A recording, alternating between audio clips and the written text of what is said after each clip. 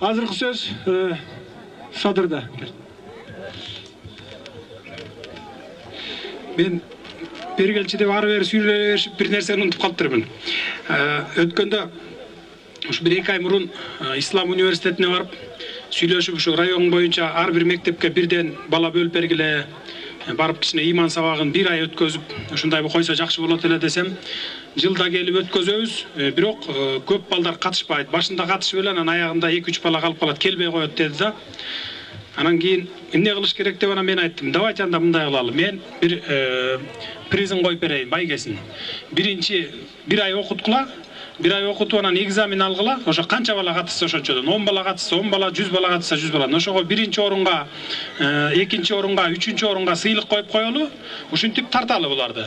Андан кийин иман эмне экенин, изат эмне экенин түшүнгөндөн кийин бул ушул эле өсүп аткан балдар дагы 5 жылдан кийин кайра өзүлөрү барып өзүлөрү коюп берип ушинтип иманга чакырышы мүмкүн.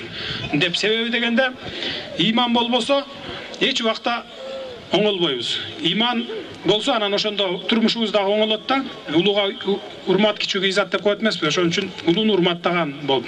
Анан кийин ошондо ар бир мектепке деп сыйлыгын койдум эле да. Эми 28-inde жыйынтыктайт болуш керек. Мына биздин Кең сууда деле окутуп атса керек, Молдо окутуп атса керек. Молдо эмес, баягы Ислам институтунун балдары, келечектеги молдолор да. Анан ар бир айылга ошо биринчи орунга 200 сом, 300 сом, экинчи орунга 200 сом, үчүнчү орунга 100 сомдон деп койгом да. Анан кийин бардык район боюнча 22.800 болот экен. Ушу бүгүн кел дедим элем, тиги баягы Бишкектеги молдосу уюштуруп берген молдо келбей калган экен.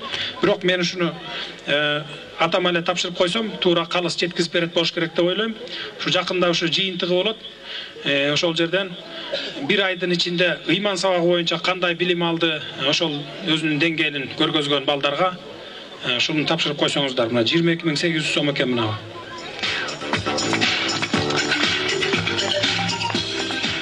Бул район боюнча да. 22.800, 38-39 мектеп, ошо ар бирөөндө бир мектепке 600 сомдон бөлүнгөн да, призовой фонд. Байгес 600. Эмесе биз бүгүнкү биздин Үлпөттүн эң улуу коногу Адилет программасынын жетекчиси Нышанбек Кочкоров агайыбызда.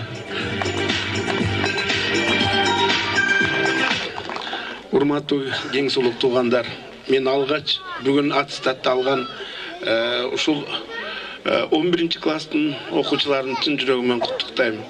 Келечегиңер кең болуп, ушул мындан аркы жолуңарда дайыма бакыт талай болсун.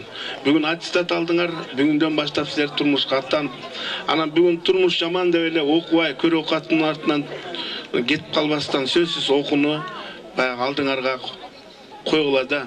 Силер мына ушул Кең суу эли, Кең суу жери бул өлкөбүздүн ичиндеги эң бир касиеттүү эл, касиеттүү жер дейм.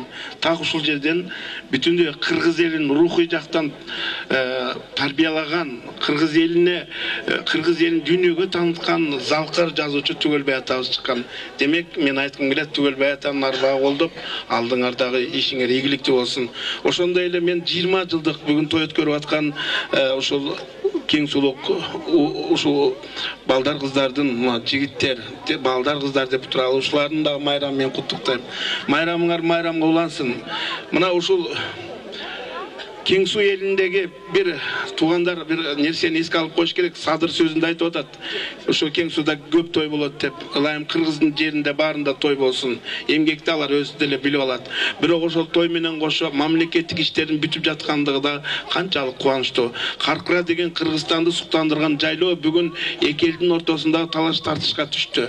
А Садыр болсо аны 20 жылдык тоюм деп туруп, бүт өлкөнүн чоңдорун чакырып, анын маселесин чечүүгө кадам таштап жатат.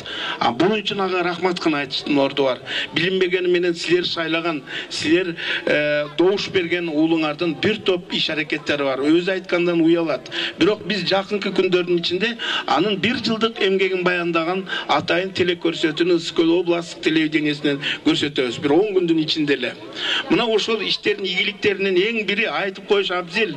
Мектеп окуучуларына акы төлөтпөй, китебине акча төлөтпөй ушул ишти жаратты да Садыр. А бул бүгүн Кең Сунуу мектебинде эмес, өлкө боюнча. А мындай иштердин бир топ жакшысы баягы саналчу жагдайлары бар. Эми мына Кудай буюрса каркыра маселеси чечилип калса, Кыргызстандагы бир чоң маселе дагы бул миграция саясатына байланышкан ийгилик болот. Эми мен айтат элем, ошо каалоом бүтүндөй ошо Кең Суунун элинде жамандык болбой, бүгүнкүдөй жаркыраган той арта берсин. Силердин баардыгыңардын ушу уул кыздарыңардыга рахмат айтуунун орду бар. 20 жылдык өткөрүү менен бирге ошонун ортосунда эмгек сиңирген эжекени, агайды эстеп момундай жаркылдатып атат. Мен өзүм суктанып атам ушуларды көрүп. Ылайым ушундай сый, ыйман, ареттин аракетиндеги иштер жүрө берсин. Ушул ыйман үчүн мына 22.800 сомду аманат деп атасына берген Садырга дагы бир айтсак, рахмат айтып коюн орду бар. Ыйманга тарбиялаш керек экен биринчи. Билимди болуп туруп ыйманы жок баланы кимге кереги бар? Биринчи ыйманы болсун, анан билими болсун. Ушундай аракет, ийгиликтер арбый берсин.